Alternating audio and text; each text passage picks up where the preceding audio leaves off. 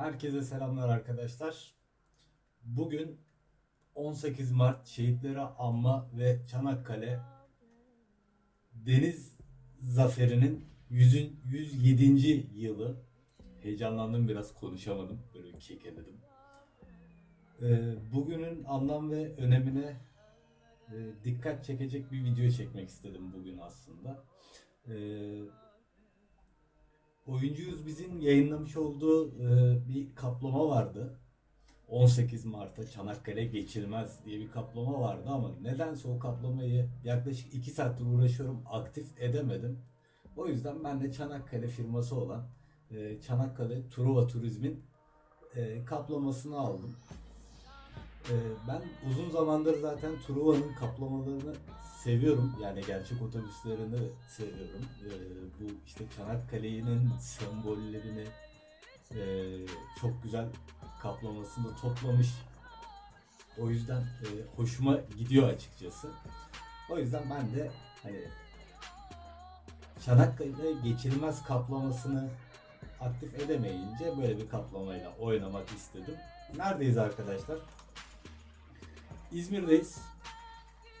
İzmir'den yola çıkacağım ve Çanakkale'ye gideceğiz. Arkada fon müziğimiz çalacak. Telifsiz diye bu müziği seçtim ama hani bir telif gelir mi gelmez mi bununla ilgili açıkçası bilmiyorum. Hani telifin gelmesi çok önemli değil ama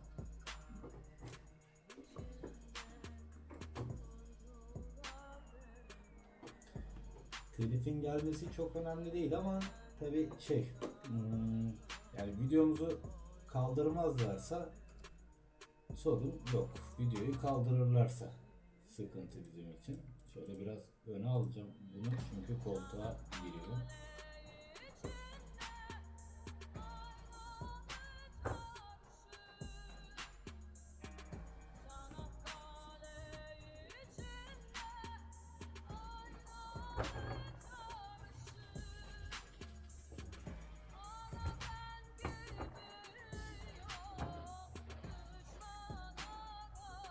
Ben böyle günlerde arkadaşlar çok duygulanıyorum. Böyle günler beni çok etkiliyor. Özellikle bu günler için böyle yazılmış türküler falan var ya, onları dinlediğimde böyle daha da böyle bir şey yapıyorum. Garip hissediyorum kendimi. O yüzden böyle çok fazla konuşmamaya çalışacağım. Sadece türkümüzü dinleyip Çanakkale'ye doğru gideriz. Belki ufak ufak böyle bir şeyler de söylemeye çalışırım. Bugünün anlam ve önemiyle ilgili.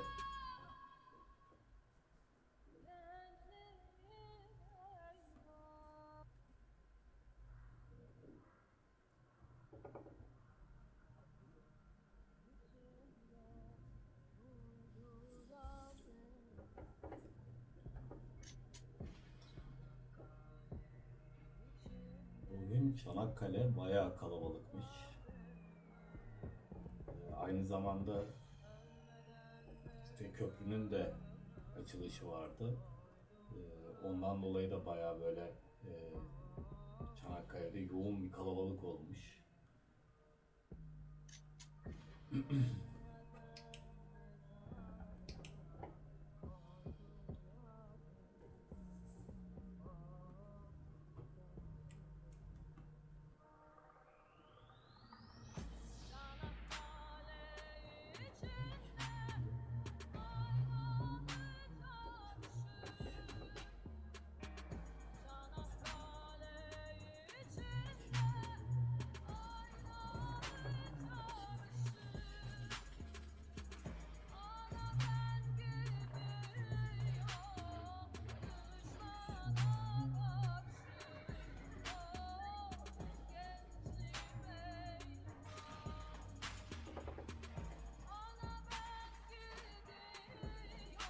Oyuncu 101'in Discord kanalında bir arkadaş Çanakkale Boğazı ile ilgili bir şeyden bahsetmiş. Ben de onu burada söylemek istiyorum. Sunucuda olmayan, o yazıyı okumayan arkadaşlar, videoyu izleyenler varsa onların arasında çok daha önce duymuştum ama arkadaş olunca böyle bir hatırladım ve çok hoşuma giden bir şey bu. Gemilerde seyir defterleri oluyor, bilenler biliyordur. Gemilerdeki seyir defterlerine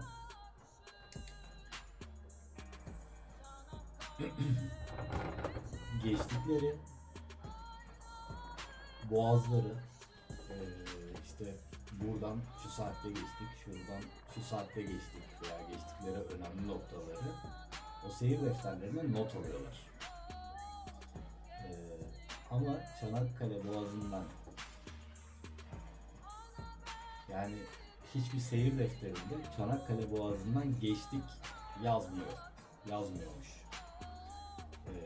Gemilerde Çanakkale Boğazı'ndan geçtik değil de şöyle bir ibare yazıyorlarmış kaptanlar. Çanakkale Boğazı'nda şehitlerimize selam verildi. Tam bir eksik de söylemiş olabilirim. Hani böyle bir ibare yazıyorlarmış seyir defterlerine. Bu hikayeyi ilk okuduğumda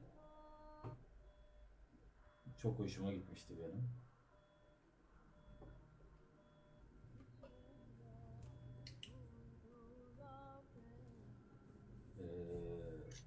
O Discord sunucusundan yazan arkadaşa da buradan teşekkür edelim. Selam gönderelim. Bunu yani kendi adıma hatırlattığı için teşekkür ederim. Çünkü gerçekten çok güzel bir duygu. Bunu ben okuduğumda çok şey yapmıştım, duygulanmıştım.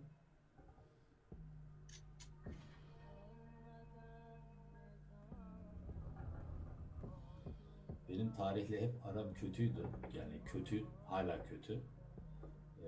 Okul dönemimde de, yani öğrencilik dönemlerimde de tek kaldığım ders tarih olurdu benim.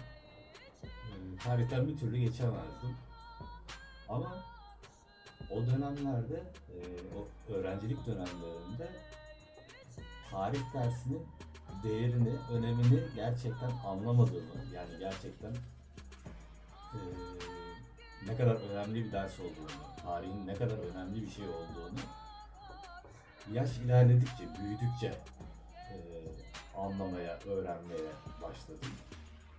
Şimdi tarihle ilgili tabii bir şeyler araştırıyorum, bir şeyler okuyorum, bir şeyler öğrenmeye çalışıyorum, merak ediyorum. Ve öğrencilik dönemimde tarih dersinden bu kadar uzak durmam, işte nasıl söyleyeyim, sevmiyordum yani tarih dersini. Ama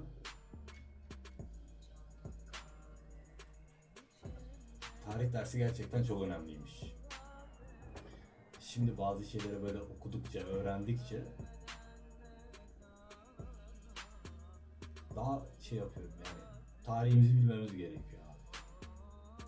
Yani ben bunu bilirim, bunu söylerim. Tarihimizi bilmemiz gerekiyor. Tarihimizi bilmemiz gerekiyor ki bu ülke bize nasıl kalmış? Biz bu Türk bayrağının altında nasıl yaşıyoruz? Ne zorluklarla bize bırakılmış? Onu görmemiz gerekiyor ve emanete saygı duymamız, emanete sahip çıkmamız gerekiyor. Genç arkadaşlarım vardır beni izleyen illaki. Yani belki bazıları ya ne diyorsun acaba? Oyun oynuyorsun altı üstü. Hani niye olayı buraya bağladın, şuraya bağladın falan diyenler olacaktır belki. Belki de olmayacaktır. Ama böyle diyenler olursa elbet yani belli bir yaşa geldiklerinde bu söylediklerimin ne anlama geldiğini, ne kadar değerli, ne kadar önemli olduğunu anlayacaklar.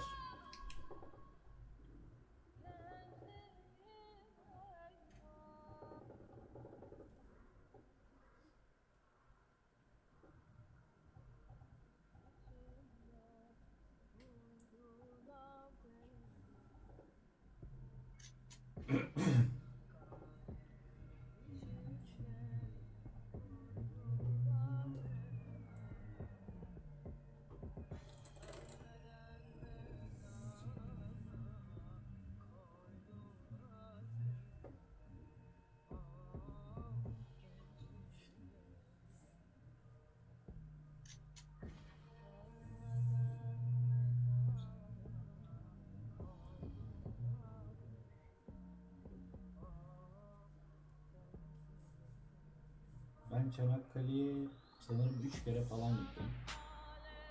Çok fazla böyle dolaşma imkanım olmadı Çanakkale'de. Ama bugün radyoda bir şey dinledim. İşte bir radyo dinliyorum. O radyonun sunucuları Çanakkale ile ilgili bir şeyler anlattılar. Gittiğim dönemlerde anlattıkları yerlerin böyle önlerinden geçtim. Ama tabii girip bakmadım hesabı. Ama en yakın zamanda özellikle çocukları da alıp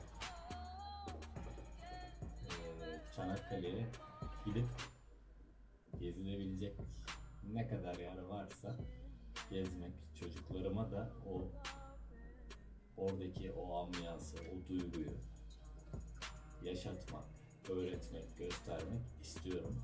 Allah nasip ederse.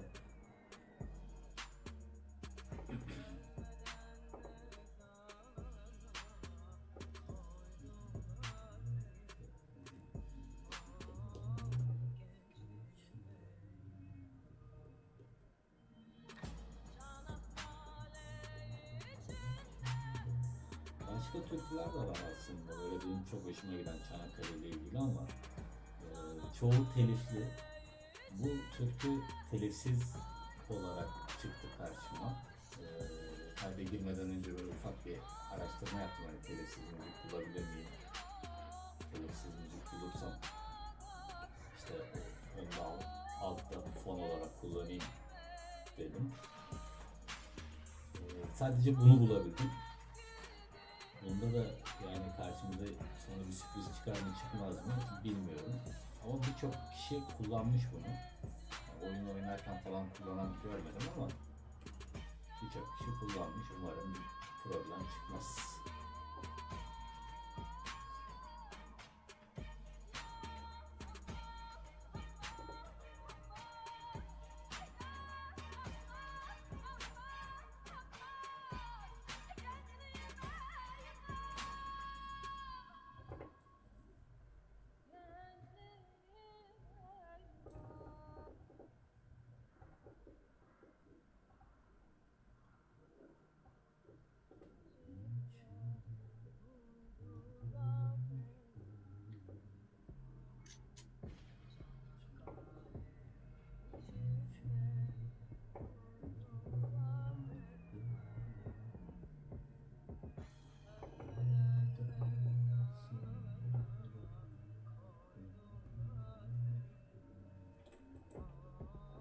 Arkadaşlar bu arada Çanakkale yoluna İzmir'den çıkmamızın da bir anlamı var.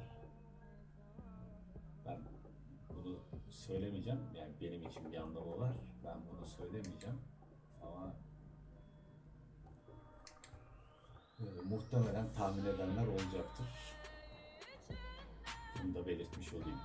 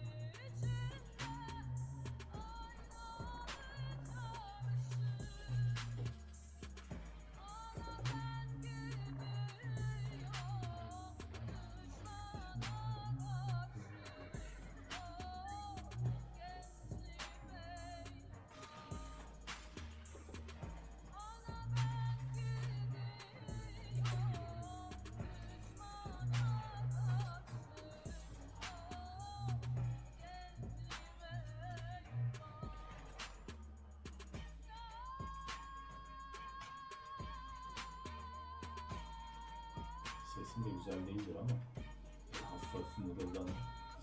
Kayıtta inşallah kötü çıkmaz.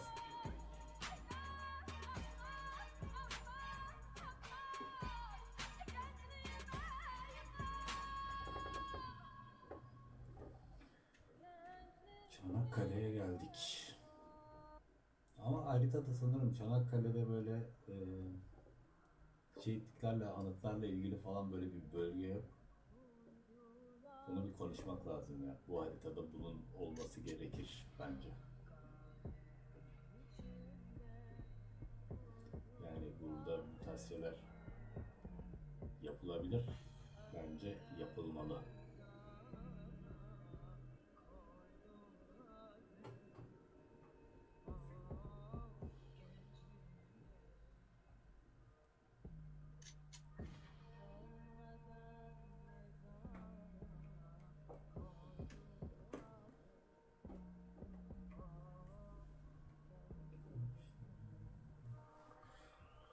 Gidelim ileriden döner.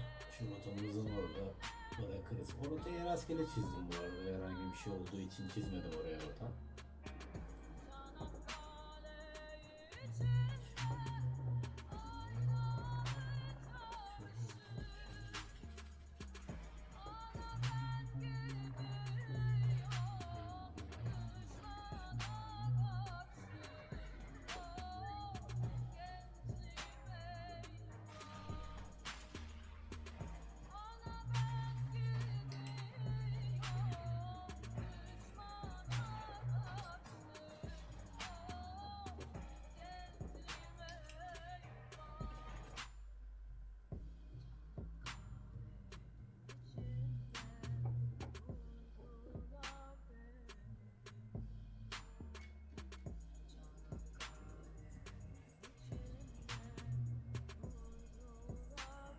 Bir şirketin içerisinde bitirer bizi.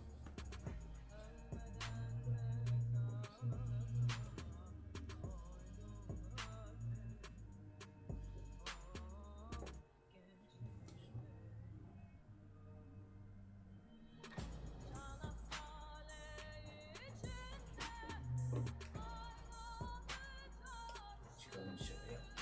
Evet.